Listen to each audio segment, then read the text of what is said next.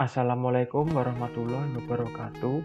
Perkenalkan, saya Yoga Pratama Fardanu dengan NIM B100180379 mata kuliah MSDM Internasional kelas C pengampu Bapak Doni akan memaparkan hasil resum jurnal internasional yang berjudul The Role of Human Resource Management Practice Represented by Employees Recruitment and Training and Motivation for Realization of Competitive Advantage. Latar belakang dari penelitian tersebut, yakni sumber daya manusia merupakan salah satu sumber daya organisasi, sehingga diperlukan adanya praktik manajemen SDM di bidang rekrutmen, pelatihan, dan motivasi untuk mencapai keunggulan kompetitif dalam organisasi. Maka dari itu, penelitian ini bertujuan yang pertama untuk mengetahui metode dan sumber perekrutan karyawan serta kelebihan dan kekurangan masing-masing metode dan sumber. Yang kedua, mengidentifikasi kendala dan tantangan yang dihadapi manajemen sumber daya manusia saat merekrut pelamar terbaik. Yang ketiga, untuk menggambarkan peran metode pelatihan dalam pengembangan kinerja dan perilaku karyawan untuk mewujudkan keunggulan bersaing. Yang keempat, rekomendasi bagi perusahaan industri Yordania untuk membantu mereka mencapai keunggulan kompetitif melalui sumber daya manusia mereka. Yang kelima, mengetahui adanya hubungan antara metode yang digunakan untuk merekrut staf di perusahaan sampel, studi, pelatihan yang diberikan kepada staf, sistem insentif, dan pencapaian keunggulan kompetitif. Selanjutnya, responden. Populasi penelitian terdiri dari perusahaan industri farmasi di Yordania. Sedangkan sampelnya itu terdiri dari 100 karyawan yang bekerja di dua perusahaan. Yang pertama, perusahaan farmasi Al-Hikmah dan perusahaan ICCB.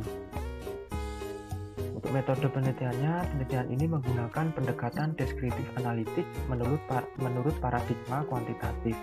Data sekunder dikumpulkan dari buku dan penelitian menggunakan Google Scholar, sedangkan data primer dikumpulkan melalui penyebaran kuesioner kepada 100 responden yang bekerja di dua perusahaan dalam berbagai tingkatan, manajemen senior, manajemen menengah, dan manajemen eksekutif di kantor pusat perusahaan di kota Amman.